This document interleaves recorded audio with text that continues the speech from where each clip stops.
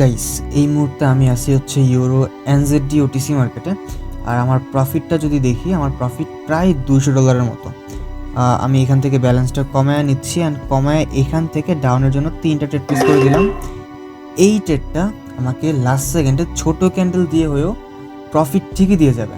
So দেখা যাক সে ছোট করেও যে প্রফিট দেওয়ার যে কনফিডেন্সটা দেখাইছি, সেই কনফিডেন্সটা সে রাখে কি রাখে না। তো দেখা যাক মার্কেট কী করে।